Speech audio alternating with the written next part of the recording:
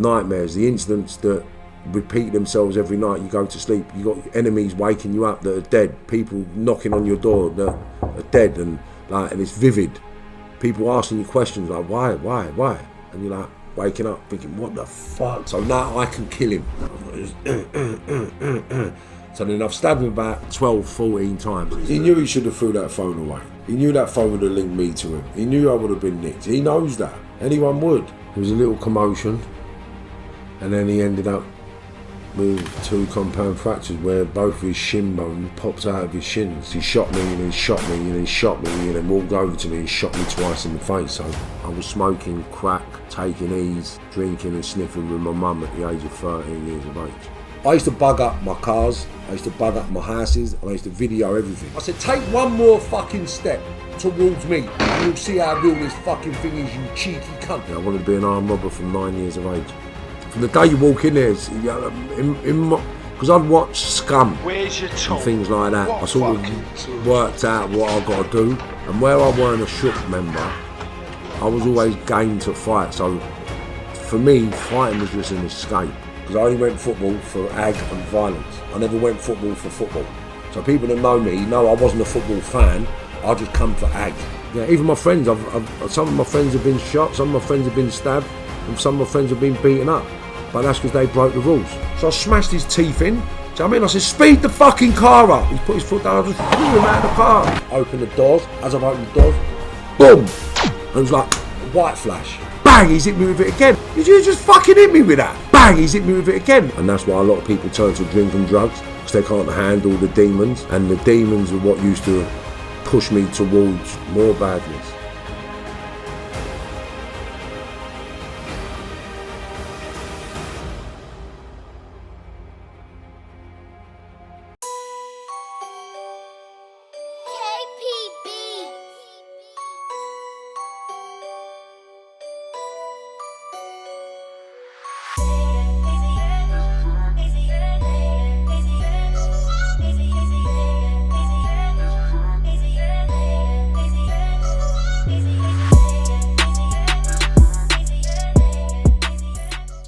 I can't work out when my telly's off. With that, I thought, what the fuck? All the lights are off, and I'm thinking, wow, nothing's ever dark at night. You ever come to my house, it's never dark. It will never be dark, ever, right? So I'm thinking, why is my fucking house dark? So I've gone in, and then there's a sticker on my telly, and all I remember reading was Babe, and then my buzzer's gone. So I thought, what the fuck? So I've run out to the buzzer, and I've gone out. I said, what's happening? And my mate Fabian's down says, Marv, they've got your Lisa, they've got your Lisa. I said, who? He said, they're all them lot, man, they're firm-handed. I said, what are you on about? With that, I see 3 cars pull up. Those black fellas getting out of the car. I was like, what the fuck? So I've looked out, I thought, rah. So I've run downstairs, I've gone out to my backyard. I've got a 44 automatic, and I think it was I'm not sure if it was a pump action or a 410. I can't be 100%, right? So as I've come running out, got the tool, come running out of the house, and as I come out the front of the house, they're all across my drive. So I've just come out and I was like, what the fuck now? The uncle, I was come out, I said, what the fuck are you doing at my house? What the fuck are you doing at my house? And he's like, whoa, what are you doing with that? I said, what do you mean I'm doing with that, you stupid looking cunt? I said, what are you coming to my house for? And he's like, that thing wants to be real. I said, take one more fucking step towards me and you'll see how real this fucking thing is, you cheeky cunt. You're a big man. I see you with my pals the other day. You're a big man. Why are you coming to my house firm-handed? This ain't happening. Fuck off or I'll blow you up and get nicked, bruv. What is the matter with you? Yeah, that wants to be real. I said, one more fucking word, mate. Come on, you fucking mug. Do you know what I mean? And with that, he said, I will see you. And then basically, they've gone. And then I've just lost it. I've just absolutely lost it. Just lost it. And then basically, I was out on the prowl for a couple of days looking for everyone to do with them lot. And then that was when I got nicked for the banter. That's when I got nicked for the banter at the Palace. When it was alleged that I pulled the guns out on him and tried to shoot him. Do you know what I mean? That's another mad one. But yeah. Do you think that did you a favour being nicked? Because otherwise you would have done something serious to this other family. I think so, yeah. I think everything that was possibly capable of happening to me, getting shot or killed, the energy protected me. So it never, and whatever happened was the result of me not getting killed or getting life in prison. I believe now in my older years. I'm saying to you, but yeah, I think getting nicked then saved me because I would have killed them. I was at that stage of my mental development. Killing wasn't an issue. Killing wasn't a problem. Killing was something that never troubled me because I hadn't done it. And it ain't until you experience death or murder or 36 years in prison or the Cat A units that you realise the magnitude of them actions. You know what I'm saying to you? So a lot of people don't realise the effects of gun activity, murder, killings, deaths, and it's the nightmares that you find difficult to live with and deal with. Do you know what I mean? It's the reoccurring nightmares, the incidents that repeat themselves every night you go to sleep. You got enemies waking you up that are dead, people knocking on your door that are dead, and it's vivid. People asking you questions like why, and you're like waking up thinking what the fuck, it's not normal stuff, you know. So the magnitude of the effects of that world plays a massive part mentally growing up, and that's why a lot of people turn to drink and drugs because they can't handle the demons. I was a little bit more insane than most, and the demons are what used to push me towards more badness because I used to think, well, that's going to happen to me because I had vivid dreams of me getting shot. I got shot 6 times in my dreams. I've been stabbed up in my dreams. I've been killed a couple of times in my dreams, but I've been killed a couple of times on the road. Do you know what I'm saying? So everything that's happened to me, I've sort of put back to. I put them in place with my dreams. Do you know what I mean? Because I've had dreams, I've been stabbed in the throat, I've been stabbed in my heart, I've been shot 6 times, I've had my balls ripped off, and one of my mates, Chris Bergleiter, ripped my ball bag off as well. Imagine that in a fight. That was another story. So when you end up getting reminded over the Camden Palace, the shooting, that's when I got starred up. That was my first star up. Okay, but did that end the feud with that family where you end up getting taken away for 6 months, or did it end up... So that feud's just continued. It hasn't been a feud, but there's a couple of people in the family that hold feelings. And that's all it is. A couple of people in the family that hold feelings. I've got on well with the rest of the family after the event, because everyone knows what it is. It was what it was. And at the end, there's a couple of people in the family that are holding feelings because they can't... I suppose, I don't know, it might be jealousy. They can't aspire to become who I became. Do you know what I mean? They're hating the fact that they're still stuck in that same environment, not really doing anything differently. Things might have changed now, but at that time, I don't know how to put it, man. I was the fastest growing product in that environment, really, I suppose. Yeah, and so when you stood up to some somewhat notorious figures, did the elders on your patch, is that what led them to... See, the Beers You Fear, that was villains from all over London. Do you understand? That was the older lot from all over London. This was the 25 to 30, 40-year-old villains.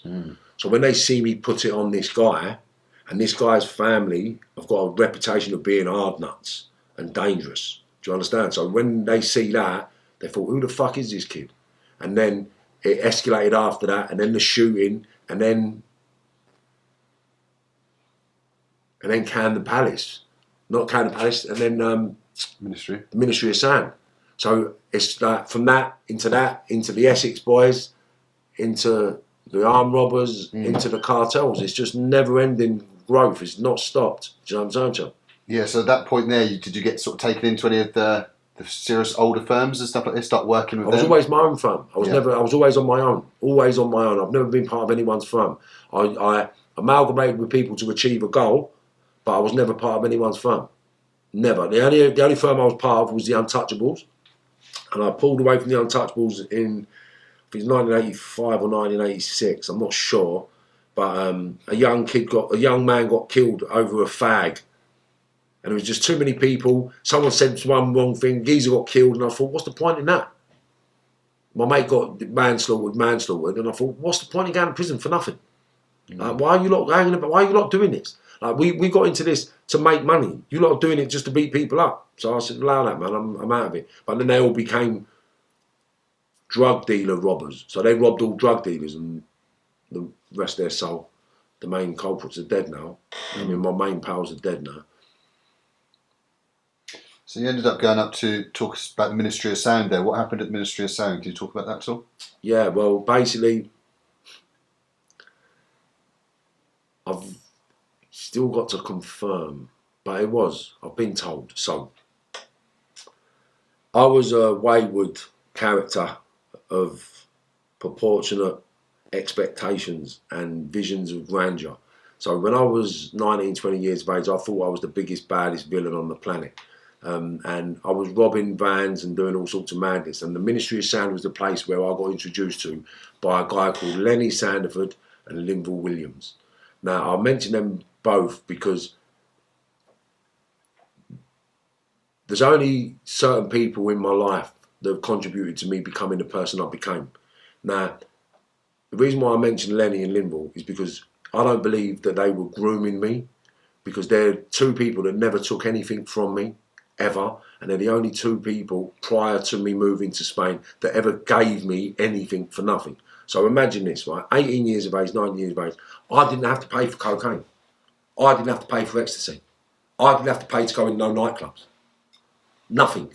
If I turned up a nightclub, Lenny or Linville were there, I said, hey, what's happening, Len? What's happening? Let's come here, son. What's happening? I said, what are you up to? I said, I'm with a few people. Are you all right for everything? I said, well, I want a bit of gear for his habits. Oh, yeah, I said, come here. And I get, fancy this, 50 pills of that, 500 quid here. Like, no, that's not asking for it. That's, no, take it. And I'm like, what are you talking? I'm not, no. Marv, if you don't take it, you're insulting me, son. Come on, son. All right, sweet. So anywhere I went, yeah, I had everything I needed on tap. Do you know what I'm saying? So they introduced me to the Ministry Sound. So even Colton, I can mention him now because he said I can talk about him, right? So Colton was the head doorman of the Ministry of Sound and other things, right? So basically, I got introduced to Colton, and I was one of the only people, you weren't allowed to sell alcohol in the ministry, but I was one of the only people with a firm that could walk up to the gate, yeah, with a crate of champagne, not me, but someone would be carrying a crate of champagne, and no alcohol allowed to be sold in the building, right? No alcohol. But I'm walking in there with a crate of champagne with 15, 20 people. And they're opening the thing, let me walk in. I don't have to pay for a fucking drug in there. I don't have to pay for nothing in it. And I own the gaff. To me, yeah, my people are feeding everyone in there. My people are robbing all the vans. My people are making all the money. This is my gaff. Do you know what I mean? And the security are my guys. These are my guys. This is my place. This is my spot. So that was the mindset I had. So I goes in there. So I've told this story a couple of times, right? And I told the story that I believe that I got served up because I'm in the toilet, I'm having a piss, I'm buzzing out my nut, I can't see. Geezer come up to me and ask me for the time. So I've then gone like that, have a look at the time, right? He's had a look at the time, but he's trying to nick my watch, right? So I've stabbed him up, right? But this happened, right? This happened. So I've stabbed him up. His mate's turned up, his mate's trying to go, I've stabbed him up. I've come out of the toilet and I walked up to one of the bouncers and I said, there's a mess in the toilet, you need to sort it out. What I didn't remember, right, was as I continued to walk into the dance floor, a big lump has come up to me.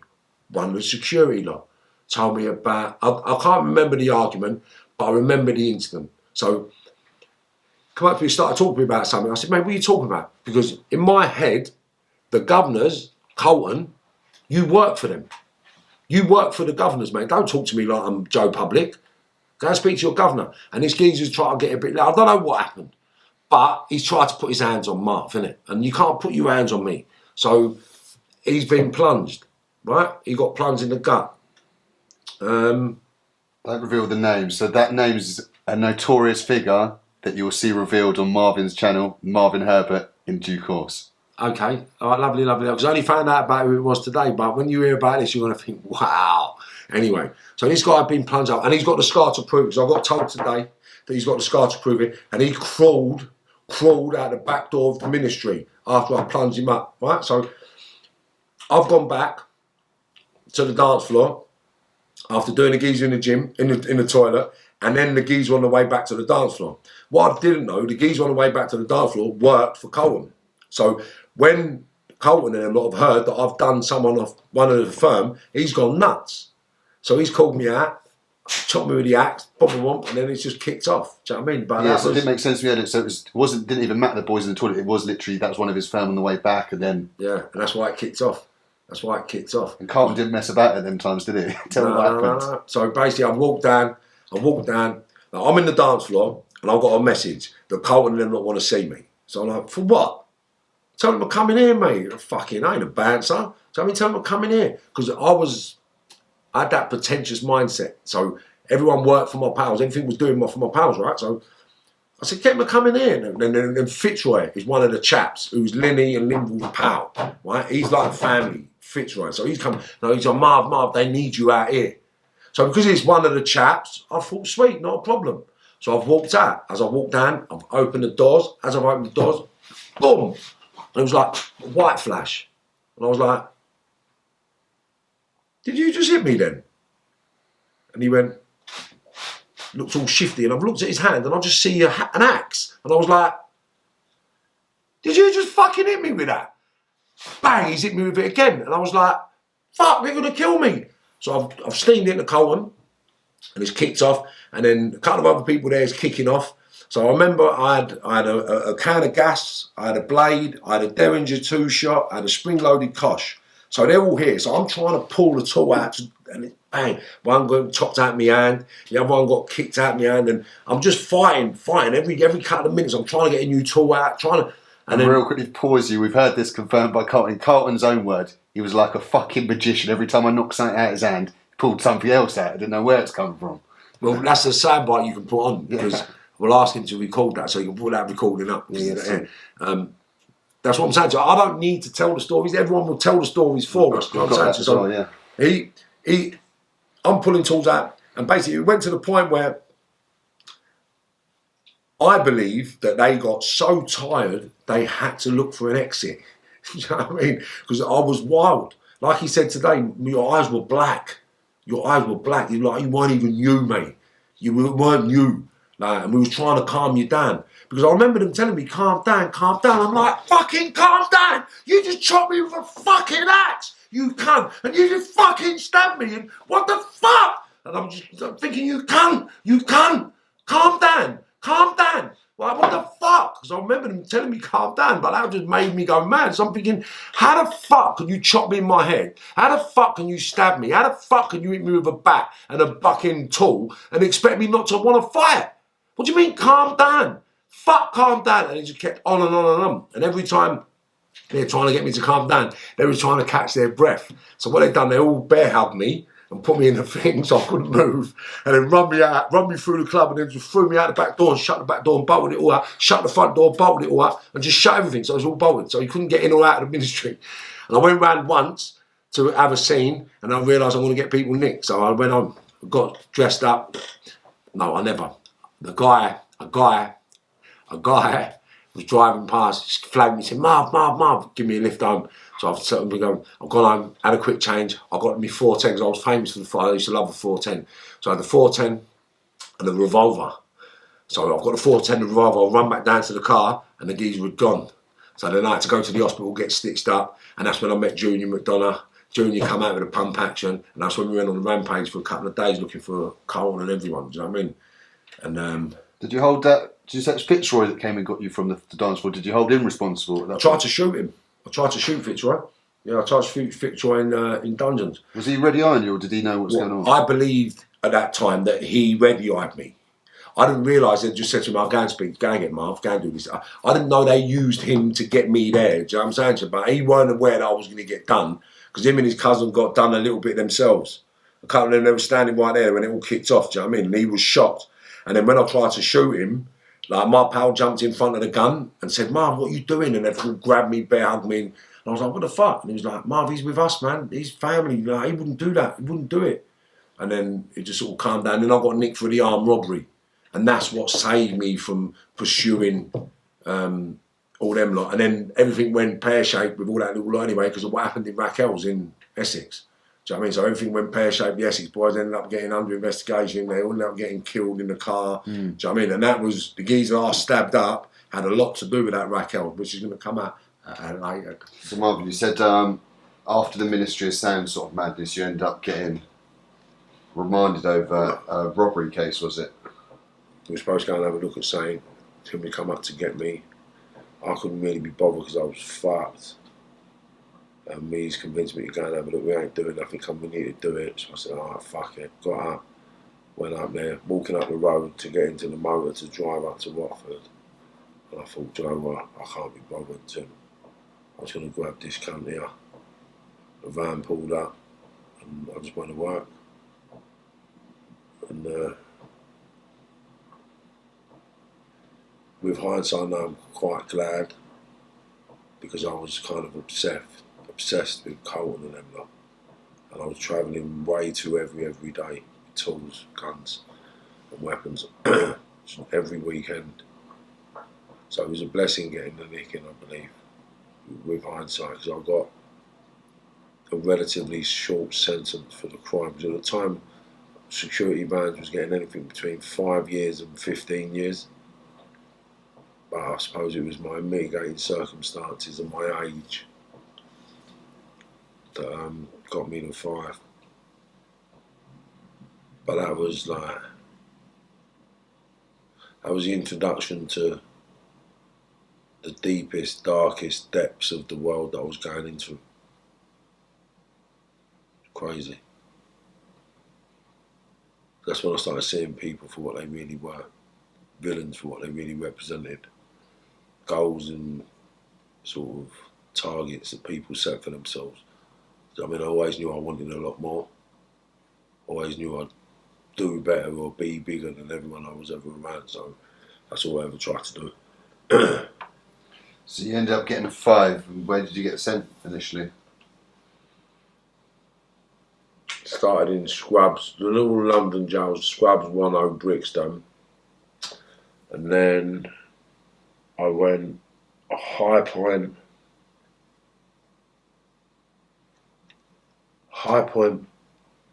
Parkhurst,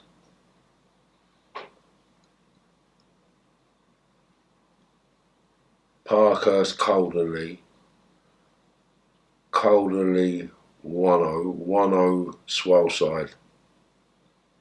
Swellside to Chelmsford, and then I got released from Chelmsford in '97. Fucking hell, you must like moving around. They just move you about, innit? They just when you're active and you're grafting, you're having problems, then they just need you out there because they want every jail settled, and I never settled in jails, so I've never stayed in jails very long. So then, what did you get up to then when you got released in '97? Was it back to London and? Yeah, back to work, mate. Back to grafting, vans, fucking drugs. No, I never got a drug. Like I heard that. Keep asking me about drugs, right? So, if I nicked £100,000, then I bought £50,000 worth of drugs. And I give the £50,000 of drugs to someone and say, pay me when you get it. Up in the air, disappear. It's a worry I don't have to worry about. So that 50 grand I've got to live on, yeah, I know by the time I've spent that, he's going to have another lump of money for me. Yeah. Do you understand? Yeah? Or I'm going to nick another bit of money. If I nick another bit of money, then buy another lump of puff. So when he gives me money for that, I'll give him another lump of puff. Do you understand? Yeah. It was just my banking structure, so nicking money, drugs never come as a. I never got into drugs. Oh. So you were back to the armed robberies, all this sort of stuff. Was there any sort of disputes going on, gangland disputes or anything like this around these times, or everything was sort of you'd forgot about the 90s, innit? The 90s. You forgot about the Ministry of Sound stuff by the time you came back out? Yeah, because them lot, they were out doing different things. I don't know where they were. No one was on the door anymore, I don't think, at that stage. Put the whispers out. No one had heard anything where it was or what he was doing. I heard saying about Camden Town, but I never paid my attention. I was about to focus on getting myself on my feet. So I went and got a job first for a few months, and then after my licence was up. What kind of job was it? Legit job? Yeah, roofing. I've done a bit of roofing for 7 months, 8 months. First legit job you'd ever had? It's the only legit job I've ever had. Yeah. So I've done that for 7 months. Really enjoyed that, to be fair. Made a really good, strong relationship with only who I'm working with again now, in a really good capacity. But yeah, done that after 7 months. Weren't enough to think about keeping doing roofing or whatever though. No, I sort of itchy feet. Look, what it is when you're young and you think, well, what am I working every day for? Well, I can just go and do that and get myself 100 grand or 200 grand or 30 grand or 70 grand or whatever it was, 250 grand, 350 grand, like £500,000. Like, I mean, I never got millions every time I went to work, but you got a few £100 a year. Do you know what I'm saying to you? A few £100 a year is a decent amount of money to live on. You know, like, I never professed to be the richest criminal. I just good at what I've done and I got a good wage out of it. And I lived on a decent amount of money every year. Yeah, so you had a relatively good run, did you, when you came out after 97? No real dramas. Yeah. And I got a couple of nickings for shootings, a couple of nickings for armed robberies, but I never actually got my collar felt. I had a domestic with the missus, got a couple of weeks for that one. I was under Robbo lots of the time. What were the shootings you alleged to have done? You got nicked for? One was over West London. Well, not West London, it was Lisson Grove. A young kid got shot 6 times. I took him to the gaff. Didn't know it was a red eye. He ended up getting shot. And is it fucking? Was that one of your friends or something? Yeah. Jesus, what's his name? You could talk about that too. It's called him Dean. I don't really want to go too into it, but Jesus. It was just one of them things where I was caught in the middle of a triangle because it was that same shooting where they tried to say that I was head runner in the Chelsea football team. They tried to link it up with Chelsea. Which is absolute bollocks, Yeah, like what is? Someone was supposed to get me a couple of motors. I was supposed to get motors for people. So I've asked someone if they can get me a couple of motors. They said, yeah. Right, so they said to me, the motors are in this gaff, go here, the door will be open, the keys are here, the keys are here. So then when I've turned up, the keys weren't there, and I got told, no, the geezer's going to drop them off in a minute. Sorry, mate, we'll be there in a second. Door's gone, I've opened it, 2 geezers walked in, one geezer's laid me down on the thing, and the other geezer's run in the front room and shot the geezer 6 times I was with. So I mean, they've run out and fucked off. And then... is he a close friend? Yeah, close enough.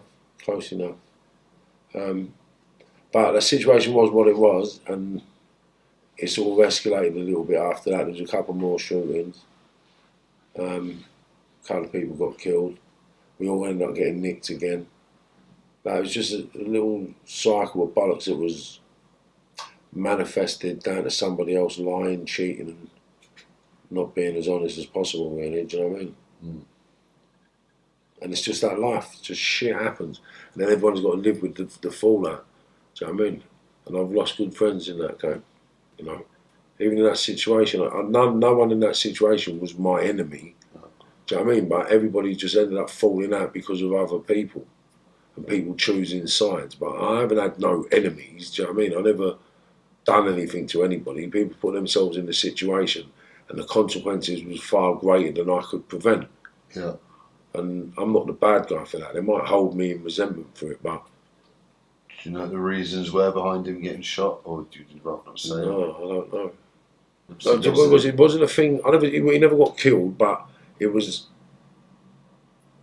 You're sort of used to that way of life. That weren't the first shooting I've been in. That weren't the first shooting I've been involved in. Do you know what I mean? It was just... Certain things just become normal. Do you know what I mean? Like, so without prying too much, you said there wasn't really gang disputes. What were guns involved other than for using on the say jobs? that again? You said there wasn't any sort of disputes going on at the time. Like, what were guns used for other than going for bits of work at those times for you? Then, like, why were you getting caught up in?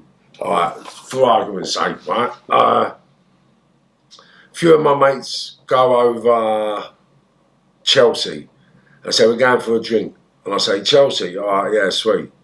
To my head, that's South London territory, right? Or you might go East London territory. Or you might go territory where there's going to be ag. So if there's going to be ag, then you want there to be tools on board, don't it? Because I ain't getting beaten up by a load of kids. Yeah. Or a load of lemon mugs who think they're hard. Do you know what I mean? So that was the mindset I had. So if I'm going somewhere and a firm put it on me, I'll just tell them, look, do yourself a favour and go home before you get hurt, because you're going to come unstuck. Trust me, you're going to come unstuck. And I'd give them fair warning. Do you know what I mean? Fortunately for me, I've never had to kill anybody in that situation. Do you know what I mean? But, yeah, sick. And then, so you had another major case. What year was that when you ended up getting arrested on the 23 murders? Like, trying to piece it together. So it was around 97. You were out for a few years. Obviously, there's other well, it was about basically what it was is I used to be a wild individual that used to do wild things. People used to tell little stories and lies about me, and then basically through the years a reputation formed, and then basically we started working with a few people doing some serious crimes. Halfway through the serious crimes, these guys linked with police in some way, shape or form. The police was directing these people on what to do and how to do it and how to control the younger lot. The younger lot weren't listening because we're not listening to Cozzers, and we continued to do what we done. Because of that, one of my friends lost his life, got set up and got killed by his own people. It's unfucking believable. And then basically the same people set us up because we all had it closely with each other. And I think, why would he? And maybe this is why he asked me to come to his house that day. Maybe that's why this happened. Maybe that's why this happened. Do you understand? Because certain things have happened. I thought, wow, maybe that's why that happened. Because all our DNA was planted on loads of things, right? So when they said that, I got questioned over a few murders, and they said that my DNA was on the wires of the motorbike and in the crash helmet. So I said, well, do you know what? To be quite fair, I had a motorbike. I had a ZX 1200 Kawasaki Ninja, right? I said it was gold and navy blue. It was a shorter version than the old previous green one. I had the big green one, it was too big, and then I got the short one when it came out a year and a half later. So I ripped that off doing a wheelie through Queen's Crescent one summer, just after England played Sweden in the World Cup it was. I come off the motorbike. Anyway, I've come off the motorbike. I thought, who can I ring to pick my motorbike up? Jason and Michael McGuire were people related to the traveller industry, traveller world, over northwest London, Kilburn way. So I rang them up, they come and picked it up and took it away. So when the police questioned me and they said my DNA was found on something, I said, well, do you know what? In all fairness, it could have been anything, but that bike, I never had it since this date. So whatever happened after that, I don't know, but I did have a bike and my DNA could be on it, but I haven't been in contact with that bike since this day. And they went away. Anyway, fast forward 15 years, someone starts talking to me about this case and how it was connected to other murders in the country and how we was being held responsible for 87% of the murders in the country which wasn't tried and related. I said, what are you talking about? He said, Marv, trust me, they were trying to bury us. I said, who? So then he mentioned a couple of names. I was like, are you joking? He said, no. So then he's produced me with some paperwork. I've got the paperwork of a lockup, what they found, and they called it the biggest hitman case they found in this country. So there was maybe 6 or 7 high-powered pistols, machine pistols and MAC-10s, body bags, overalls, body armour, gloves, body bags, what they use for the coroner's office, tape, guns, motorbike. And the motorbike, they said, was my motorbike. It wasn't my motorbike. Do you understand what I'm saying? And I've never been on that bike. I know I've never been on that bike. Do you understand? So when I started looking at all the evidence, I started seeing all the flaws. And then a couple of names. So I don't want to mention the names until I've got the actual paperwork. Because once I've got the paperwork, I can talk about it. But there's paperwork that will name people. And once I've got that paperwork, I can name them. Do you know what I'm saying? So I will come back on when I get that paperwork and give you the exclusive on that one, because I can promise you that, right? But yeah, basically we got a PII from Colt, which give us the information we needed on the people that set us all up. And they was basically setting us all up for all these murders, yeah, that we had nothing to do with whatsoever. Because one, to the police, it would have cleared up their murder rate.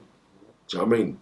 Two, they would have got the most prolific group of people off the street from that northwest area. Because although we was...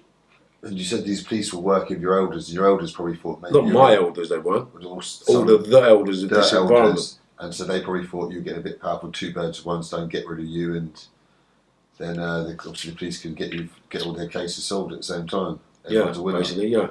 Win. Yep. And then they tried too hard, basically, and it fell apart. And then basically all the cracks opened up and the truth was revealed. Do you know what I mean? And that's it. It's just what it is. I never made it. Do you know what I mean? I never made it up. It is what it is. And so did you get reminded in that case there? Or reminded in what case? That murder, that 23, the shed. Yeah, I ended up getting a lump of bird as well, because when we got arrested for all the murders, one of my co-defendants took a plea bargain because we was getting told we're getting no less than 36 years. And then halfway through, they come and said, look, we'll offer you plea bargains. I said, don't take it. And then he took it, and then we all got found not guilty, and then we got found guilty by association to the firearm that he pleaded guilty to. Imagine that. Do you know what I mean? It's fucking joke. But rather 5 years than 36, so it weren't something I was that overly angry about. Do you know what I mean? Of course. And so the way that everything had folded in that case there, and you obviously had your suspicions about the elders and the police and stuff like this, was that what made you... Was it immediately you travelled to Spain from there? Yeah, no, see, I've said it in one of my own little broadcasts, right? Basically what happened was, I'm in my cell one night on the unit in Belmarsh, and I had a really, really vivid dream, like the dreams I used to have when I used to get shot, stabbed and cut up and beat up and all the madness. I had this vivid dream about this. All I can say is he looked like, you know, the Kentucky Fried Chicken man off the advert, the white geezer with the beard. Yeah. He looked like a ringer for him, and he come to me in my dream, speaking in English, and went, listen, I'm going to guarantee you something now, yeah? He said, but what you said about staying away from all these people, if you can stay, because what I said to them, my energy before I went to sleep, I said, look, if you get me out of this, yeah, I promise you, yeah, I won't hurt anybody ever again for these people. I won't do anything for these people. I will actually move out of the country, I promise you. And then basically, I spoke, and then I went to sleep. And then that guy came to me. It was like a spirit guide. He comes to me every couple of years. And he came to me and said, look, if you mean what you said about not having nothing to do with these people, I'll guarantee you no less than 5 years. He said, you won't be doing no more than 5 years in prison. So I was like, are you joking? He was like, no. I said, I promise you. I said, hey, bro, if I leave the country then, right? And I promise you I won't work with these people ever again. He said, if you do that, I'll get you out in 5.5 years. I said, straight? He said, yes. I said, I'm gone. So then when I woke up, I thought, wow, sweet. Left, so I've gone on a visit, and my missus... Do you really believe this spiritual moment? Yeah, he said, give me my whole entire life. So I've gone on a visit, I've gone to the missus, I know you're going to think I'm stupid. I said, but I had one of them dreams last night, and I'm doing no less than 5 years in prison, so if you can accept me living on the road, on my toes forever, then I'm out of it. But I'm doing no more than 5.5 years in these places. She went, shut up. I said, I'm telling you, I've had the dream, mate. And then she was like, fuck off. And then 6-8 weeks later, I got a 5.5 year sentence. So then, bam. And then I got told I got to go to Spain. Come out, and I said, we got to go to Spain. She didn't want to come at first. Yeah. Do you know what I mean? And then, bam, I went to Spain. And that was it. What was the plan in Spain? Anything? Do you have any connections out there? Anything at that point? No, just my pal Diddy. Did you have any money when you travelled out there? I had a few quid lined up, and I had money spinning here, because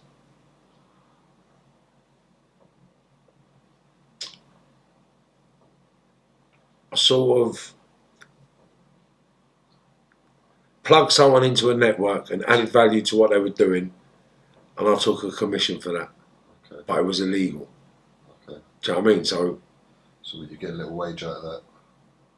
Yeah, basically I set something up so it was clockwork, like that, and I left people in control of it, and then everybody got a drink for looking after it, basically. And then I went over there, and then, yeah, that fell apart. after a year. And then... so where did you move to initially in Spain when you went out there? Marbella. Straight to Marbella, Straight to Nueva Andalusia, yeah. Port Banús. All around Port Banús. Because Marbella's not actually Port Banús. It's two different areas. So how was it when you first moved out there? Obviously absolutely loving the climate. Yeah, loving it. Got over there first. Got over there. We drove over there. And it was just like paradise. Driving down palm trees everywhere, like go down the beach, there's loads of people on the beach, it's buzzing, it's busy. You got party beaches where people are raving on the beach, then you got family beaches where people are chilled out, then you got fun beaches where people are having fun on go-karts, and like, there's loads of different themes for loads of different beaches. And then you got the really chilled out Chicana beaches where the South Americans go and things like that. Do you know what I mean? So you got a choice of everything you want to do, but everything's sun, sand, beach, horse riding, swimming pool, nightclubs, yachts, big cars. And that is all it is. Big houses, lovely landscape. Everything's landscaped over there like you couldn't imagine. Do you know what I mean? Everything's just paradise. It's just paradise. It's literally a man-made paradise, you know, and you're just taking in everywhere. Like I lived on Los Flamingos. It was one of the best housing developments in that area. And that's where President Obama came and stayed when he come to Spain. Do you know what I mean? Him and his family stayed. They landed in front of my house. I was sitting there, helicopter come off all near. Do you know what I mean? Big old fucking helicopter. Me like a dickhead. Someone wanted a couple of bits of graft and I had to drop a couple of bits of graft off. And as I come out of the house... Well, how long was it before you got into dodgy stuff out there? Straight away I got into it. We managed to get into the circles and instant, that. No. People like you attract or Well, you find the criminals, is it more so? You just listen, when you are a certain time, like they say, real recognises real. Right? Yeah. So if I walk into a room, yeah, and I say to someone, listen, I'm looking for a bit of puff, I don't get told I can't get none. I don't know what you're talking about, mate. Do you know what I mean? Yeah. Like I can talk to people like on a different level, innit? So I was just like, hello mate, how we doing, mate? So as it going down to the bars, you started meeting all the faces? And no, you get introduced, like people knew who I was before I even got over there, and then the older villains say, who's that? Marv? Mate, listen, I'm telling you about this kid. So then they tell them about you. Yeah. So you don't have to promote yourself because your reputation speaks for itself. So when people meet you, they realise. Do you know what I mean? When they meet me, they know it's the heart on the sleeve. Like I've met the biggest villains in the world, mate, and I've always just been me. Like so. And what was it you were getting into out there? Was it doing Dex work? Anything. Was it drugs? See, it was anything. When I first got over there, it was like no man's world. And so, what am I going to do?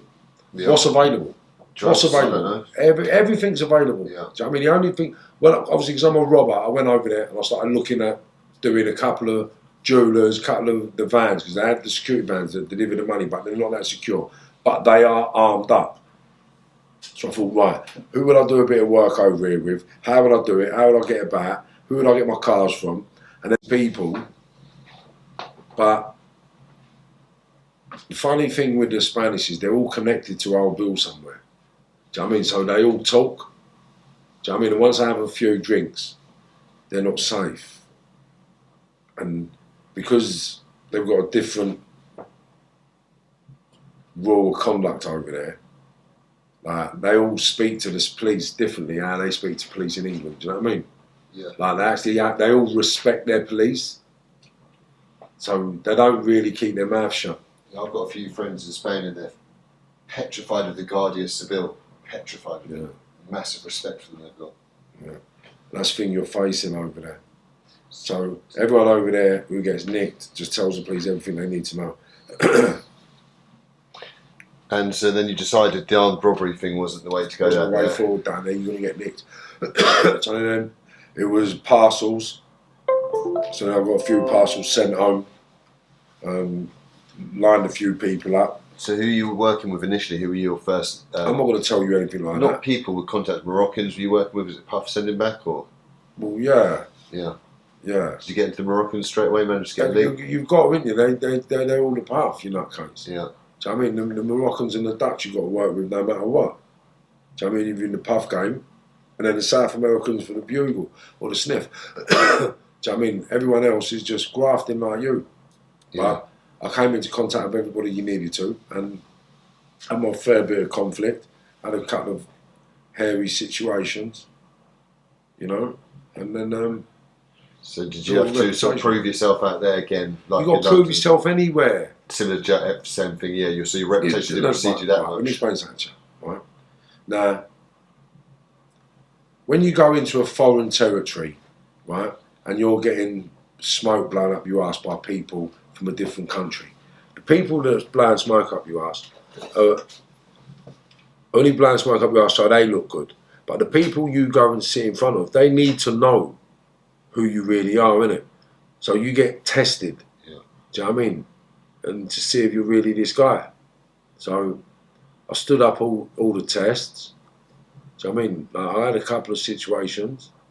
Do you know what I mean? Just to see, like, even people took me away in the car once, took me away from my missus, thought I was going to fold. Do you know what I'm saying? But I dashed the toy in the front of the car and I said, do what you got to do with that, mate. Do you know what I mean? Or fucking, I can't remember exactly what I said.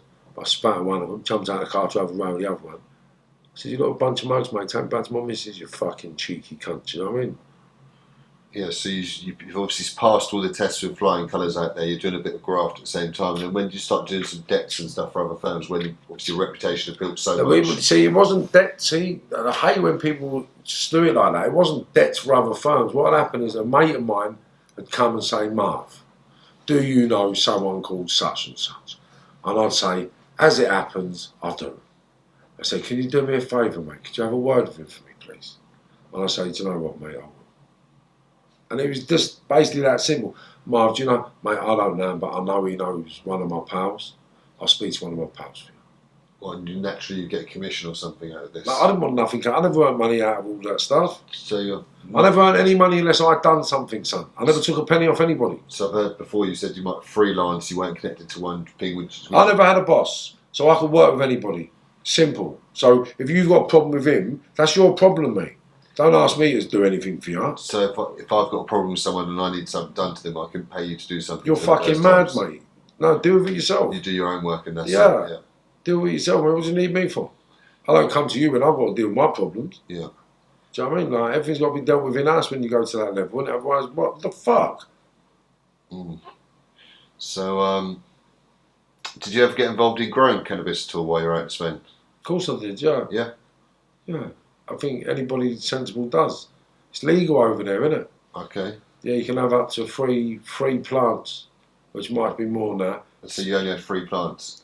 Now, they do them outside, so they're massive. They go up to a key and a half on the plant if you do them right. And then you trim them and make them grow outwards, and you just get loads of buds. Do you know what I mean? But you obviously grow a few more than you're allowed. Everyone does. It's not, because all they do in Spain is confiscate what they want. That's it. So if they come in and you got too much, they just take it. You get a little fine. Done. Do you know what I mean? It's not that much of an issue like it is there. Yeah, did you ever start making any decent money out of the growing out there, cannabis? Yeah, of course you do. Yeah. Do you know what I mean? I've done quite a few bits. I don't really want to go into the particulars. Don't talk about certain figures, obviously. That's what I'm saying. There might be legalities to all that. But But yeah, I you had made decent money. That's what I had enough money to live in Marbella, mate. Do you know what I'm saying? Enjoying the best, finest things out there. Travelling first class. Yeah. Were you travelling first class? Yeah. Well, to be honest with you, I don't like first class. I like business class. Yeah. Right? And I only really like flying Emirates. But, yeah, business class. First class is too isolated. And I don't like isolation. I've done enough bird. It don't make sense enjoying all that opulence on your own. Of course. Do you know what I mean? At least I want to meet other people. Like in business class, you meet other people. You walk up, you have a drink, you have a laugh. You can meet people. It's networking, isn't it? I'm travelling. I want to network. I want to meet people from all around the planet at all different levels. So why do I want to not talk to people? Sitting on my own little cubicle doing nothing in first class. Like why? Of course. Do you know what I mean? And the good thing about it is, once you go business class, you can go up and use the first class shower. Mm. So I mean, you ever seen a first class shower? No. Shut up. I haven't been in first class. I've been in business class, but not first. I'll send you the video, so Mark's got videos. Nice. We got videos. And that was sick. And in the first class, all the soap and all the aftershave is Bulgari. No, Hermes. Hermes, yeah. The same Hermes I wear, Detroit. Nice. Yeah, sick. So I thought, what a blind, it's made for me. Mm. Sick, unreal. So, how was At that time there, did you really feel like you'd made it when you were in Spain at these times, living the life, and this, had you reached... Yeah, man, I did. I thought I cracked it, yeah. Yeah, I really did think I cracked it. I actually believed, yes, this is it, I've cracked it, I'm never coming back, and that's it now. It's non-stop. Yeah. Ching, ching, ching, ching, ching, ching. But obviously, you only listen to the cha-ching, cha-ching, cha-ching. You don't listen to the headache, the drama, the suffering, the police, the headaches in between. Do you know what I mean? And then you got to deal with everything, and that's when you realise it ain't worth it. Just loads getting lost, getting in debt, when loads getting lost, having to... But that's what people see. People only see the colourful side of drug dealing that the police want you to see. They don't see the losses. They don't see the headache. They don't see the dramas that the people involved. Granted, it's self-inflicted. Do you know what I mean? But it's suffering. Do you know what I mean? Like, even the runners, the packers, the back and packers, people that wrap it up and they've got to deliver it. Like, they get paid peanuts. Of course. Do you know what I mean? They get paid peanuts. They've got to wrap all the puff up, spray it, pack it, look, put it in the gaff. And most of them are like, it's like slave labour. But because they've got an avenue to get a bit of puff when it goes home, they give it a big one. Do you know what I mean? But it's like slave labour. Do you know what I mean? You're risking your living. If you get nicked, you're going to prison. And then you get told you're getting looked after and you come home and you're sweet. Don't worry about it. So, wrapping, packing, living, driving, fucking delivering,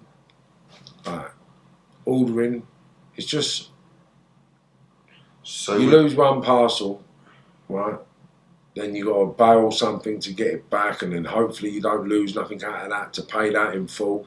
But usually you got to spin from one person to another, pay people to pay Paul, and then something else goes wrong, or someone gets nicked, or someone fucks off, or someone even goes on holiday for a couple of weeks. Do you know what I mean? You've got no money coming in because one person's just pissed off and knocks his phone off. And his money's, I thought I had the money locked in the safe, so I thought I'd be alright, sorry. You think, you know what? I needed it. Like, you know what it's like if you've been in it. People know you need that money now, it ain't yours. People aren't paying, so it was just a very turbulent existence for me in that world. And I tried it at every level, and every level wasn't consistent or sustainable enough for me and my network, so I couldn't do it. And how dangerous was it out in Spain around them times in Marbella? Was much gangland activity? Well, I got shot 5 times. Well, price, obviously yours. Well, no, people get. I got shot in a spate. If you listen to the write-ups, in a spate of shootings. Yeah. And they said I was shot in a tap for tap. So how long have you been out there? You got shot in what year? 2000. I've been out there 2 years. What year did you get shot? 2008. 2008. The end of 2008, August 2008, I got shot. And can we talk about the circumstances behind you getting shot? So obviously up until that point, so it's only a couple of year period you've been out there before that. Yeah, but I was out there. I was out there making I was making a splash. I was taking and doing and being everything you could be in that world. You know. Yeah, it was just a turbulent roller coaster of emotions on a journey to what I thought would be sort of euphoria. Do you know what I mean? But the fucked up thing about it wasn't one of these foreign gangs that was upset that you were coming in muscle on your turf. It was your driver who ended up fucking trying to assassinate you? Must have been if he's shooting you point blank in the end. Yeah, I want to give you the same scenario I'll give everybody else, right? That basically, he took a watch off one of my mates. Never paid for the watch. He was my driver. So basically what I used to do, anytime he had money, I'd have to pay him. So I remember at my mate's house, my mate said, he's got some watch. I said, I'm all right. So he said, can I have this watch? I said, yeah, of course you can. My mate said, is you all right? I said, yeah, I'll make sure he gives you the money. Not a problem. A couple of days later, I got a deal. I'd done a deal with a couple of cars and I got a couple of $100 grand. So I go, I'll give him a chunk of money. So I expected he went and paid for it. And then a couple of days later, something else happened. We went out. And prior to this evening, I told him that you got to start paying your bills or contributing. I'm not having you freeloading like. Because every time we went out, he's fucking not paying the bills. So I was paying for everything. So I said to him, you need to pull your weight. So I'm watching him. I said, look, mate, come, we need to start all this bollocks, mate. I ain't having it. I said, mate, do me a favour. I don't want nothing more to do with you. I don't want you to come out sociably with me no more. Because you give me the hump. Do you know what I mean? Don't want to put your hand in your pocket. I'll pay you enough money to put your hand in your pocket, mate. And then all of a sudden your friends come home from England, you go and spend all your money with them. but you don't want to spend your money on me and my pals. I don't want you around me no more when we're out. And we sort of fell apart, and I stopped seeing him. And then I found out he had an issue with a couple of villains here, and I'd stopped talking to a couple of people a couple of weeks prior. And I thought that was a bit weird. Why are they picking the phone up no more? And then I found out that this fella owed someone that they knew some money. So I thought, well, he owes them some money. Anyway, cut a long story short, a couple of weeks later, I get a phone call off my mate, said, am I going to pay him for the watch? I was like, what watch? Real quickly pause you. Did you have issues with these said people that he owed money to? No. Listen, what you've got to understand about Marvin Herbert ain't had no issues with no one. Do you understand? Right. The only issues I've had is people who've had issues with me. Yeah. But I ain't got no issues with people. People keep blowing smoke up their own arse and then blowing their own trumpets, mate. Do you know what I mean? I'm just being me. Simple. Do you know what I mean? It ain't my fault people want to call me names. It ain't my fault people want to say things about me. It ain't my fault, is it? Okay, so sorry, Paul. So getting back to you, so you and the driver parted ways. Then suddenly you had little fallouts, and then he mates rang me up about the watch, and I just thought, cheeky cunt, ain't he paid for it? I'll give him some money. And where I had a couple of $100 grand, I know he's had a good chunk of money. He's had a good few quid.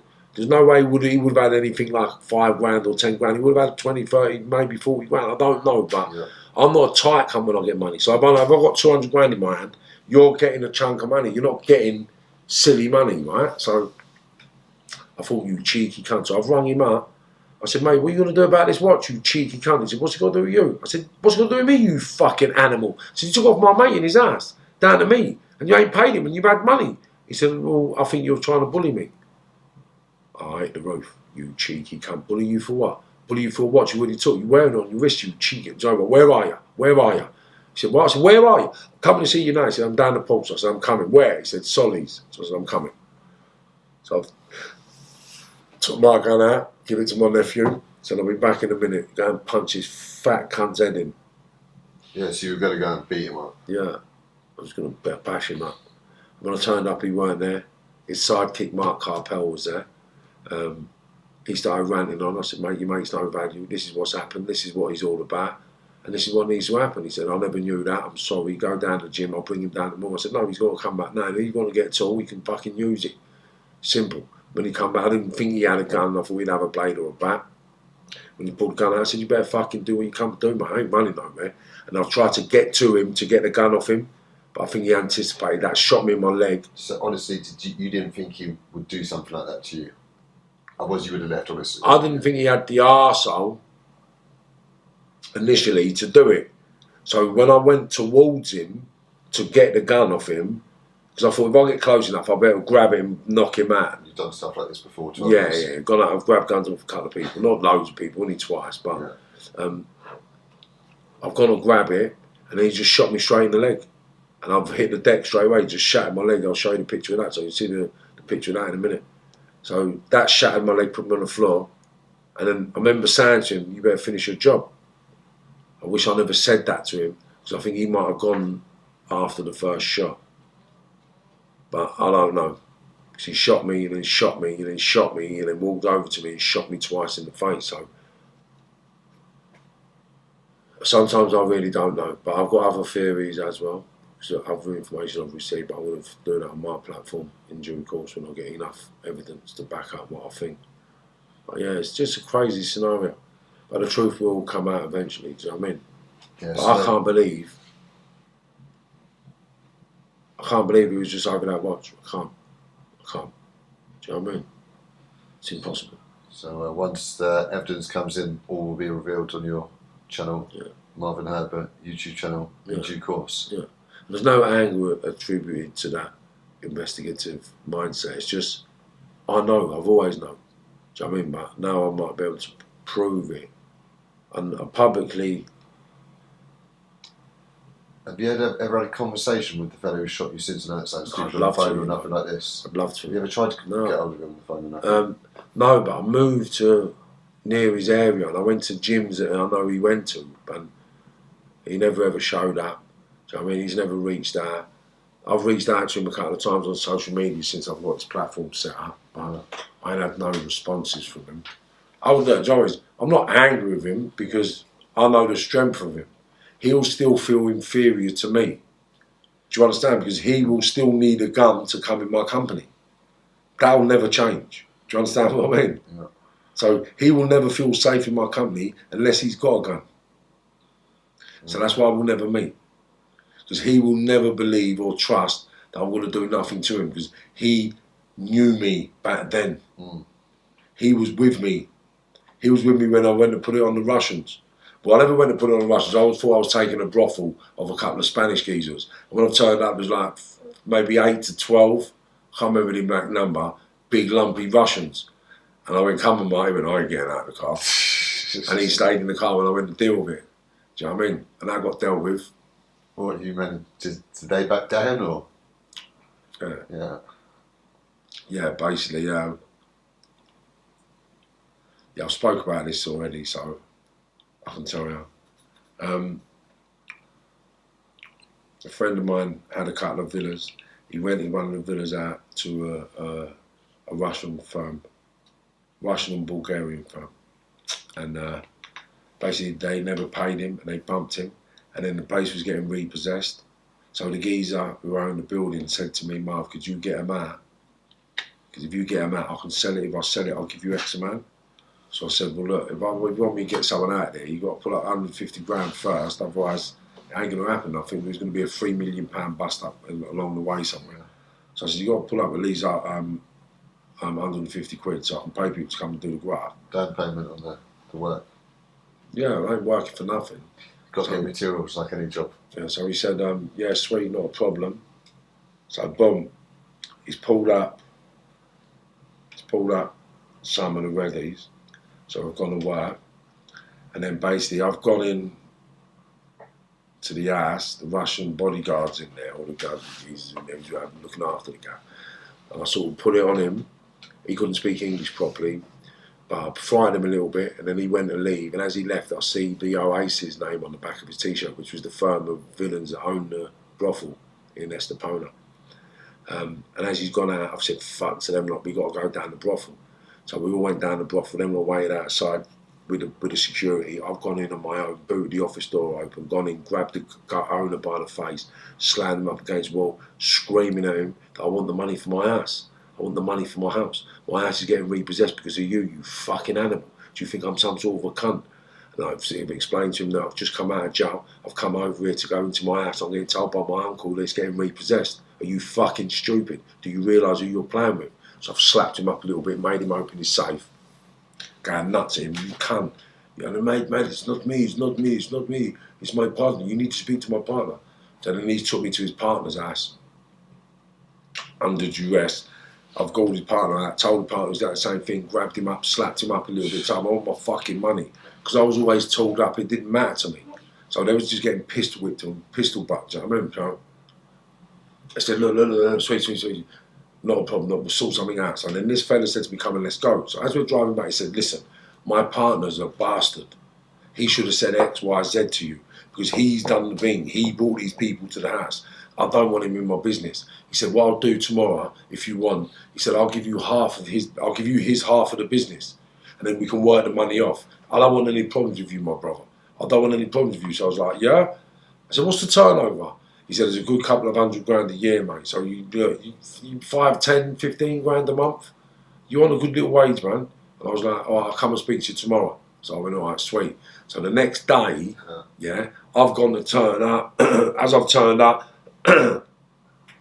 fuck, look at that little firm. So I said, look, I'm getting out. Mark said, they ain't getting out. So I've just jumped out. Bowled up to the firm.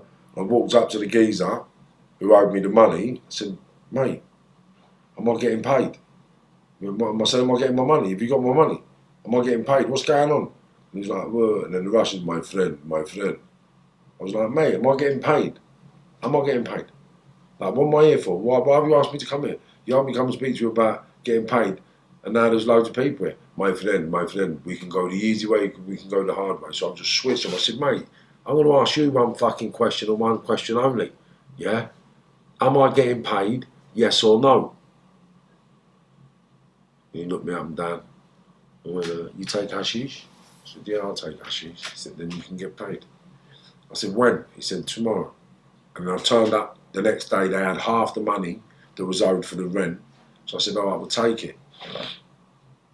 I was going to pay the other half of money coming up.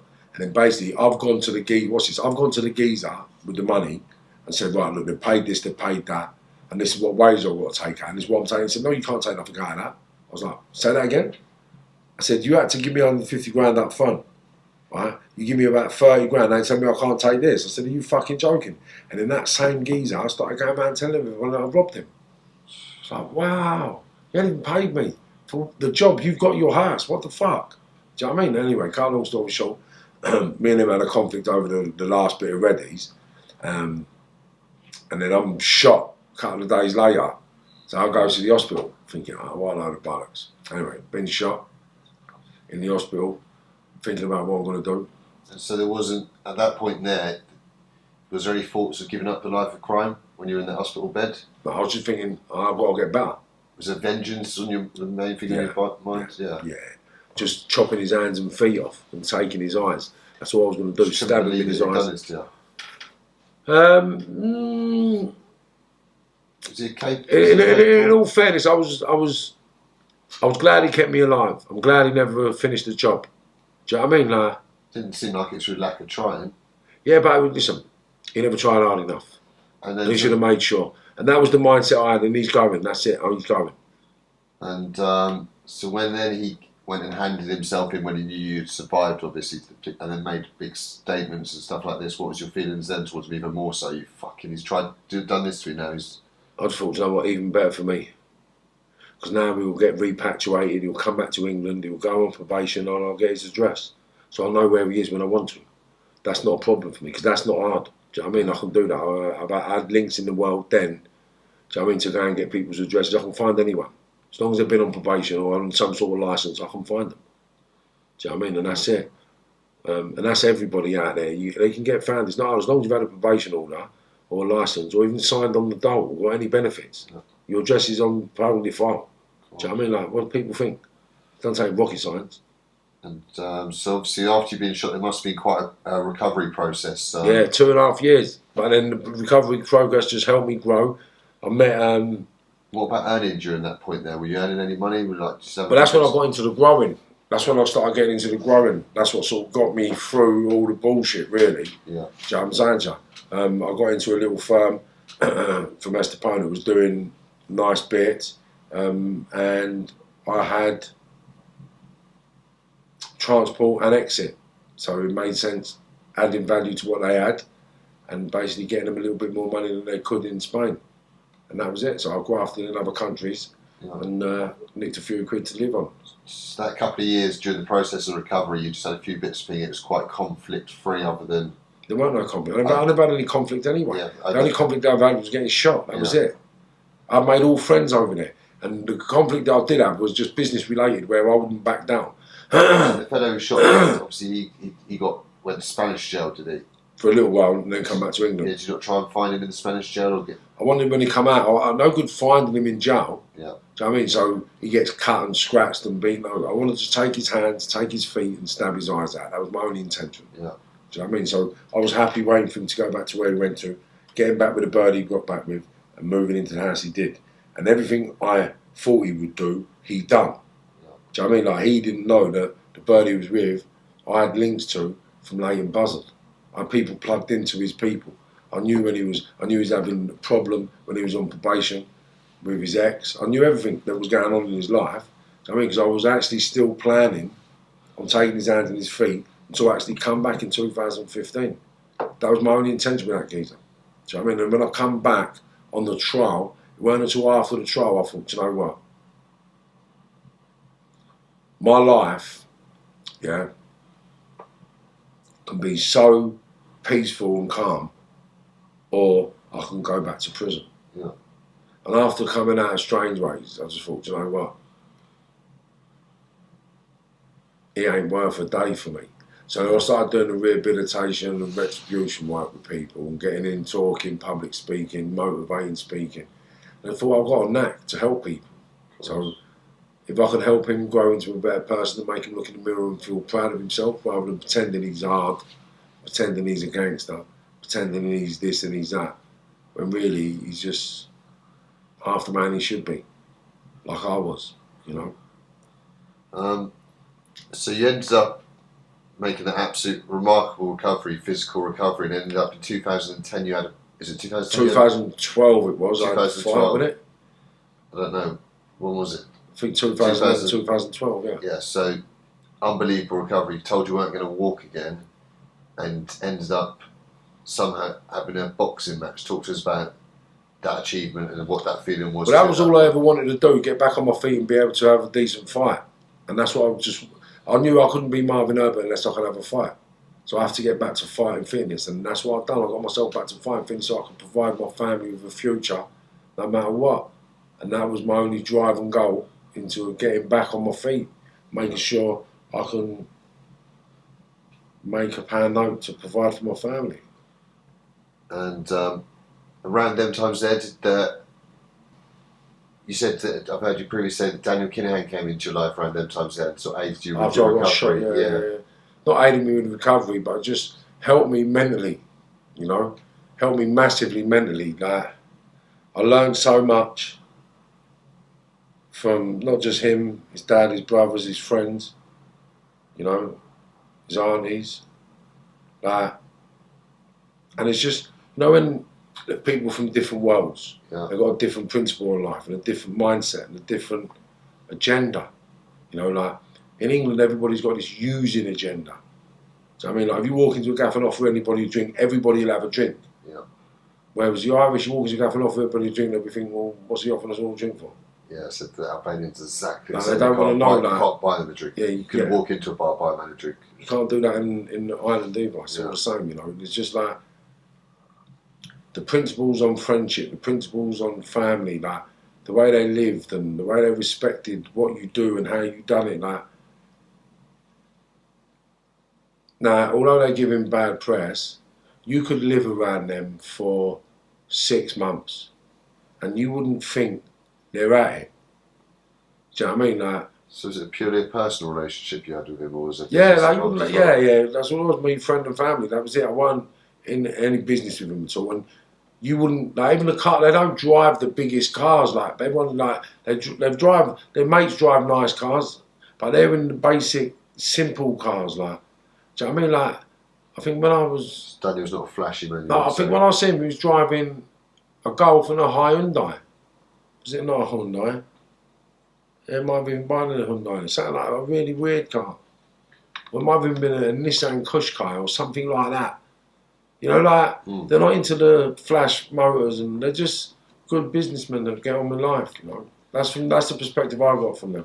And I know they get a while of bad press, but it's not warranted for what they've become. Okay.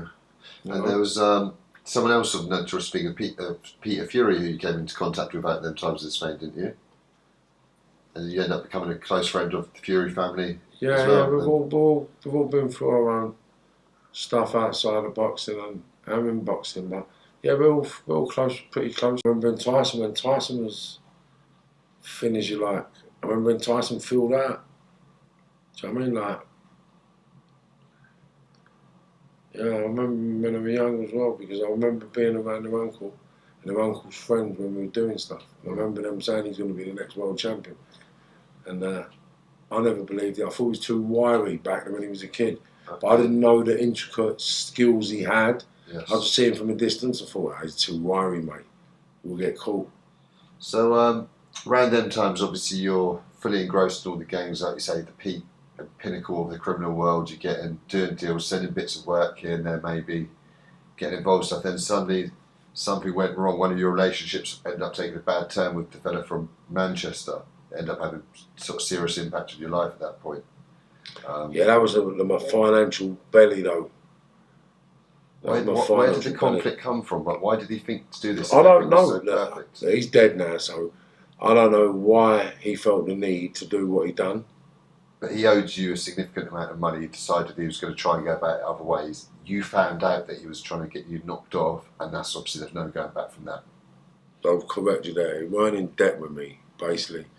What happened was I was working with Dave for a couple of years, and because he was so wealthy, I never actually took any money off him. I just left all my money in the bank, So he just looked after everything I had, and I had a record of what he had in his possession that belonged to me, basically. I kept the record mentally, and I wrote a bit down, and I remembered exactly what he'd had, where it had come from, and what I was owed. And so one day you called up for your money, and he said, I ain't got none. point blank to you, like, Yeah. And I was like, what are you talking about? And then I went, do you know what? I'll get back on in a minute. So I rang a couple of his mates who I'd done business with, accumulated a few quid with. And I was like, remember that day we done that thing? And they was like, yeah. I said, well, where was that money? They said it went to him. I said, and whose was it? They said it was yours. I said, it had nothing to do with him. They said, no. I said, all right, sweet. He's trying to say it's his. They said, no, it was yours, definitely yours. I said, all right, sweet. So the people that I rung, they all said exactly the same thing. So I rang him back and I said, look, I need to see you. So I've gone back. He was at a calf, and I just sort of said, look, you're wrong, mate. You've got my money. You never done any deals outside of what I was doing with these people. These people paid me. You got the transfer. The money's mine, and you owe me them X amount of money for X, Y, Z. And he went, and as I give him the list of money he owed me for, he ripped it up. So then basically, a little madness ensued. Is that when you end up breaking his legs? Yeah, well, there was a little commotion, and then he ended up with 2 compound fractures where both of his shin bones popped out of his shins, and he was lying on the floor. What I did do was take his watch off and split his eye and his nose open by hitting him in the face with his watch, telling him I wanted my money. So I was demanding my money off him. I said, don't fucking play with me, mate. So I mean, the energy's got a funny way of getting people, and I'm coming for my penny, and I want every penny. You horrible cunt of a man. Rest his soul. Was this broad daylight? And yeah, outside one of the bars. His missus had more arsehole than him. She attacked me for some big, not a big thing, but some advertisement board she picked up for me, screaming her head off. He was on the floor in bits. And then... And had you found out the information that he was trying to get knocked off at that point? No, that never happened until a couple of days later. Mm. Yeah, that never happened until a couple of days later. So a couple of days later, I get a phone call from someone, and they say, look, mate, he's offered me 150 grand to iron you out. I said, are you joking? He was like, nah. I was like, what the fuck? I said, all right, sweet, not a problem. I said, what we'll do, when you come over, you go in there and ask him when you're going to get paid and how you're going to get paid. Once he agrees to terms and conditions, I'll walk in behind you and ask him if he thinks it's going to be that simple to get me ironed out. And then what we'll do, we'll either bill him or kill him, innit? It's as simple as that. That's the choice he gets. And get a couple of million quid out of him. That was the plan straight away, instantly, when that happened. So... And didn't he get taken out of the hospital or something? Yeah, well, when my mate come over, he's gone to the hospital. His intention was go to the hospital, make sure it was all sweet, then bail me, then do what he had to do. But he went to the hospital, and old Bill had turned up, Socko turned up firm-handed, and they was taking Dave home under protection. And then he went home there. Old Bill sat outside his front door for a couple of weeks. And I got a notice not to go anywhere near his house, or I was deemed as a direct threat to his life and his safety. And because there was an armed police vehicle on the drive, I just took that as a direct threat against my life if I went near his house. I got another couple of death warnings, 4 or 5, I think. What they call Osmond warnings, threats to life. And then I got another notice not to engage, and then another couple more threats to life. Didn't he have quite a notorious bodyguard around them times? Fellow with the tattoo who died in Ireland. I don't know. You're on about Billy? Yeah. Yeah. Did you know Billy at all or anything like this? Yeah. Did you have a relationship with Billy? Like, Yeah, I knew Billy. and so Billy was obviously getting paid to look after him around these times. I don't know. That's what I did a bit of research. That's what they were saying in the papers. Billy was his bodyguard around these times. Yeah. He had an unfortunate accident though, didn't he, Billy? Yeah, Billy had a strange accident in Ireland. He said he fell out a window trying to break into his place because he had lost a key or something. This is what they presumed. He done what? They said he'd locked himself out of his place, Yeah. he presumed, and he fell out off the roof or something like this. They presume he must have been drunk trying to get back into his house, having locked himself out after a piss up. And yeah, he died in the most unforeseen circumstances. But Dave Campbell ended up having a untimely death, didn't he? Very shortly after, from, was it a heart attack or something? Yeah, he died like Elvis apparently. Yeah. Oh, there you go. So obviously, whatever went on, rest in peace to, and my thoughts to his family. Yeah, I got on well with Billy as it happens. I never had any issues with Billy. He was alright. Was he as serious as they made out? He had quite a reputation. That's all everyone has, a reputation, you know, and then we're all just flesh and blood in the skin. Do you know what I mean? And that's how simple it is. It's just who's quicker, who's gamer, and who's got less fear than anyone else who wins every battle. So it's not about who's got the biggest dick. It's just about who's doing the right thing, really. That's where I think that, do you know what I mean? Like, everyone can pull a trigger. I always had that mindset. So you can kill me as quick as I can kill you. Yeah. Simple. What makes me any different to you? Cool. I mean, it's when you've got that ostentatious sort of bully mindset where I've got a gun, so you've got to do as you're told. Like, no. Do you understand? Like, because if I had a gun, you'd be crying like a baby. Do you know what I mean? It's just, it's weird because I've never ever used guns in a way of trying to make myself look big or hard. I've always used my hands and that for that. You know, if I wanted to prove a point, I wanted to punch your face in. Yeah. Do you know what I'm saying? So, if I wanted to prove a point, you're going to get shot. Do you know what I mean? But if you stab me up or fucking try to kill me, then I'm going to defend myself, innit? But the Dave situation, though, in general, though, was obviously fucking horrific for you because obviously he died and you lost a hell of a lot of money. That must have been impactful on your life at the time. It was that yeah, but you know what? In all fairness, I lost that money in lieu of me turning my life around, and which was a good thing. Because if I'd have had that money, I might have even turned my life around. Okay, so what? Who knows? Do you understand? Like I never turned my life around because I was skint. I turned my life around because I was looking at my life thinking, this is all bollocks. But if I was looking at my life with a couple of million quid thinking, where am I going to go? Then things might be different right now. That's all I'm saying. Yeah, so obviously after that, though, you did continue grafting for a bit, did you? And then obviously... I was grafting up until 2015, just call it that. And then, so when was the Dale Cregan thing? What year was that you ended up getting caught up with? Very infamous now figure, Dale Cregan. 2012, I got nicked for that, but I've known Dale since 2010, 2009. Yeah. I mean, ever since I went back to Manchester, I started doing graft back in Manchester with other people, do you know what I mean? I knew them from then. I'm not specific on the actual dates, but it would have been no later than 2010, because I wouldn't have been back in England till I could walk. Yeah. Do you know what I mean? Or I was on crutches.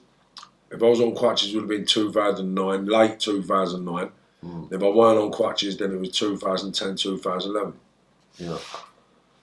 So Dale came into your life briefly. You end up meeting him out there through the Manchester firms and connections, and then obviously he's disappeared. You've gotten on with whatever. You've ended up having a fallout with the Manchester Olders over those ways, and so obviously you'll sort of sever ties with Dale around these times, and then obviously he ended up allegedly always been convicted now, killing a couple of people in Manchester. Yeah, he killed a few people out there, didn't he? He killed the father and son, the father's son. Yeah. And the two police officers. So 4 he done. I think he actually shot 5 other people, like 3 or 4 other people as well. Yeah. And people don't hear about that. There's other things he's been nicked for as well and charged for, I believe. Yeah, so when you were spending time with him in Spain, when you first initially meet him, or when I never met him in Spain. Did you not meet him? Oh, when you came back to Manchester, was it you met him? Yeah. Okay, so when you were in Manchester, did you think that this guy was someone capable of these sort of actions and that? Did you spend enough time with him to know it? Well, what you got to understand is, when you're in that world, yeah, everybody's capable of pulling the trigger,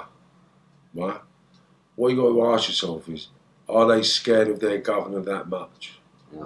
Right, so with these lot, everybody always had a point to prove, so they wanted to prove themselves. So you could see they'd all do anything without thinking of the consequence. And that was the thing with all of them little Mank lot. So Mank being Manchester. You must have had some sort of relationship with, because obviously after Dale's killed the two, father and son, he's reached out to you, even regardless. Prior to that, we had a decent relationship because Yes. he was the youngster of someone I was having it with. Yeah, so. And it wasn't a friendship like. You build relationships different to how I build relationships. It was more of an understanding that they felt important that I'd speak to them being such a high-ranking figure. Yeah. It wasn't like I needed to be friends. I needed to bring them up, bring me a bit of gear. I needed a bit of money. It weren't that kind of party. They weren't my youngsters. Yeah. They were someone else's youngsters that I showed a bit of attention to. Every now and then I was around to make them feel important. That was the basis of our relationship. Yeah, so obviously it wasn't a deep connection, but it was enough that he felt like he could reach out to you or send someone to live. I think he had no option. And he thought, let me get out of the country. Let me see if I can do this. So, yeah. And you ended up turning him down and told him you couldn't help him, but then there was slight complication because he ended up stealing one of your friend's dad's phone. My mate's dad's phone. And then he ended up hanging himself in a fucking police station with the phone. And then my mate's dad and his son got nicked. And then I got nicked. In your opinion, was that on purpose? Did Dale it's not my opinion. That is the fact. Well, no, he got nicked with this phone. I know that's a fact. So, but did he do this on purpose too? Where did you get the phone from, mate? I got the phone from Marvin's mate's house. All right, I'll tell you what I'll do. Just so I don't put it on anyone, I'll go and hand myself in with his phone. Yeah. So don't talk about opinion. He was a criminal. He knew what he was doing. He knew he should have threw that phone away. He knew that phone would have linked me to him. He knew I would have been nicked. He knows that. Anyone would. Why wouldn't you? Yeah. Do you know what I mean? Like, come on, man. So then obviously you end up getting nicked in Spain. Getting extradited, brought back to this fucking piss old country, put in strange ways, with a load of shook members making deals with our bill. And what were your thoughts that time? Did you know you were going to bust that case because it was finished? I knew when they come with the evidence, because when they come with the evidence, they try to say that we was all friends and part of the same organisation, and I was friends with Dave and this and that. And I was like, wow, they're liberties. But what they failed to understand was that Marv was counter-surveillance savvy. So I knew I was under Obbo, and I knew they'd done certain things. Yeah. So because I knew I was under Obbo and I knew they'd done certain things, they had to document that. So I requested a PII, or an investigation into it, so I had to produce a PIR, which is a public community interest hearing, which goes on between the prosecution, the defence lawyer and the judge. And that talks about sensitive information that the jury and the public do not hear about. But they give the insight, or they can draw inference from it to help with a conviction. Right? So when I've got all the information about the intelligence, because obviously everything's got to be documented, what they do, when they observe, when they find. So what you got to do is find a trail of, basically, I have to find a link for Dale and this environment. Yeah. And he must know people around certain places. So basically what I started doing is everyone that got nicked for Dale Cregan's case, I went through their paperwork in strange ways, right? And then I found out there was a couple of informants in Dover that had spoken about Dale Cregan coming down and threatening them for money. And then I found out that one of them lived in Herne Bay. And then I found out that one of them lived on the same street on the house that I was on. Do you understand? Yeah. Mine was number 4, and this geezer lived at number 5, who was a paid informant, who Dale Cregan threatened that he's going to come to your house and do this. So in my assumption was that he's turned up to see this fella, realised that, hold on, that's Marvin's mate's house. Knocked on my mate's dad's door, asked if he can get hold of me. No, he's nicked my mate's dad's phone to see if my name's in the contacts. Do you understand what I'm saying, John? Yeah. And when my name's ain't in the contacts, because it weren't his dad's phone, the phone was bought for his son, who was on the road doing all this fucking building work. He's like a mad constructor, right? Yeah. So he's losing phones left, right and centre. So his dad got him a throwaway phone and charged it up and got credit on it. And then Dale Cregan nicked that, right? and he's gone and handed himself in with that, and we've all been gone away. And then basically, because of all the intelligence of all the meetings and all the observing that the police had done in the past prior, I proved that Dave Campbell was wired up on the night that I was on a meeting, and we spoke about certain things, and the police was aware that there was a financial debt, because I got agreed facts where the police have agreed, right, from their intelligence, that me and Dave Campbell had a financial debt. And the only time they could know about that was through the meeting that I went on with Peter Fury and Aaron Coughlin as mediators, Dave Campbell. And when I turned up on the meeting, Armed Old Bill laid me down looking for firearms. What, everyone, obviously you, Peter Fury, everyone got laid down? No, just me. Okay. Yeah. In Hale, that was, just outside Manchester. And then basically they sat outside the meeting for 5 hours. So I knew from that point on that they've had intelligence, innit? So I'm asking them, well, why would I be on this meeting? You knew about this meeting. You knew what it was all about. Why would I be on this meeting? So then the police had to admit, through their intelligence, that me and Dave bore each other ill will. We didn't like each other. He wanted to kill me. I wanted to kill him. And we come to a financial agreement on this day in front of reputable villains from our world. And we walked away. A couple of months later, he died in a heart attack in his toilet. Do you understand? Yeah, so you know that day when you obviously got laid on the floor, so you didn't suspect it was anything to do with them, you at that time just thought it was police intelligence, did Oh, I knew he'd radioed me. Yeah, okay. What are you talking about? How would the police know I was going to be there? Yeah, that's what I thought, so... He radioed me, man. Like, they expected me to have guns on me, so I was going to get nicked. That was what their game was, I believe. And did, obviously, like you say, you had a relationship with Peter, did he accept his friend was maybe a bit the other way? That's something you're going to have to ask Peter, isn't it? Yeah. Okay, so how long did you spend in jail on the Dale Cregan one, though? A year and a bit, I think, or just under a year, or just over a year. Was Dale in the same jail as you? On what would you have done to him if you had been? If I'd have seen him, yeah, I would have more likely punched his head in. Yeah. No, because at that stage of my life, to me, he'd ruined my kid's life. Do you know what I mean? You've ruined my kid's life. You've been connected with something that you didn't. I'm getting a sentence. Yeah. I'm in prison for you. And my kids are out there with no dad. They don't know I'm a criminal, you fucking dog. So I had babies, my new babies were then, innit? Yeah. I think there was only 4 and 5. They thought I was in there working with the naughty kids like I did in the gym. So you got released in 2013, was it, from that? Yeah. And then, but that wasn't enough for you to turn your back on crime. You went straight back to Spain, was it, at them times there? No. Stayed here. Stayed in England after 2013. Then. Yeah. And then where did you move to London? Back to London, was it? Yeah. I moved to Liverpool first. Yeah. Liverpool, and then I moved from Liverpool to the Thames. I lived on Cheney Walk, which was beautiful. I lived on a boat called the Spirit of Chelsea, which was an absolutely lovely experience. I was there for about a year. And how were you getting by during these times? Do you have some savings, or were you still grafting, or what were you doing? I was kind of grafting still then, man.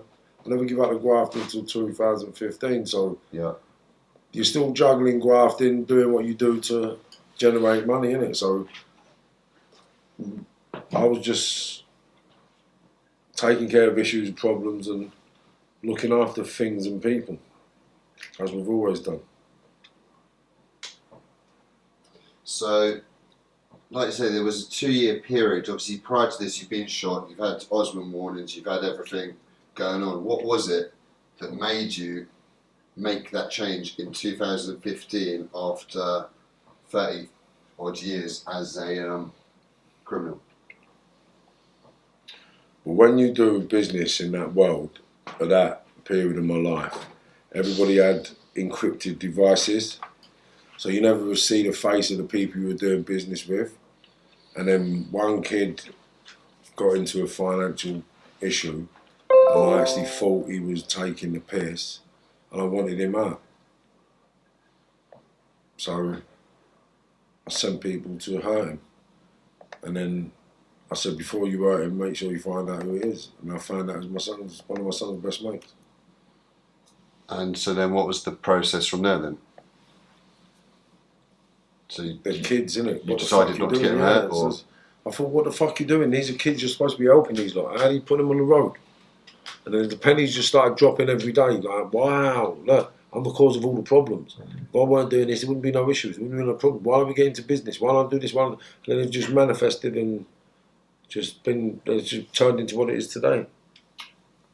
So talk to me a little bit about that process. After being 35 or 30 years in the criminal world, in the criminal circles, how did you detach yourself from that world? Just by not doing anything criminal. Yeah. And that was how simple it was. And so then initially, did you get straight into legit business, or was it just... Yeah, I had to do a bit of voluntary work, going to schools, colleges, done through prisons, built up a name, bit of a reputation, done a few charity work, to the point where people are talking about me. Yeah. And that's where I'm at now. So now I'm just about to start making financial revenue streams from what I was doing. So there's some different points in that. You end up going to Downing Street at one point. What year was that? I got invited down there last year. So that must have been, obviously that showed... It was 2018. 2018 I think it was. So you really haven't looked back on the life of crime, and you obviously, to get to that point there, you've done obviously monumental work in order to be invited somewhere like that. Then. So you've really been trying to make a positive impact these last few years. Well, I haven't been trying. I've actually been making a positive impact. I've stopped a few people going down that road, you know, and I've prevented a few catastrophes. So everything's been positive, man. Everything's been really good the last few years. Okay. I mean, like, they haven't been as financially rewarding as the mythological lifestyle we used to lead, but that was a new materialistic gain anyway. Well, we all know happiness, growth. Do you know what I mean? Mm. So that growth I don't miss. This growth I love. And so over the last year or so, you've started going public, obviously, with your work, and then obviously doing podcasts and going into the public domain. Yeah. What made you decide to go public? So it's the only way to get the youngsters talking. Do you know what I mean? Like, some people are going to like it, but how else are we going to make the youngsters change their mind if someone else ain't got the arsehole to stand up to everyone? Do you know what I mean? Like, who knows? I might get ironed out for it. Who knows? So it's that same helping process, just on a much larger scale, where you can just impact that much more. Yeah, come on, we need to, man. They always need to be telling the youngsters, man, come on. It's a waste of time. Don't do it, son. Listen to him. He ain't talking shit. We've been a mugs for here. So I mean, we've been young mugs for years.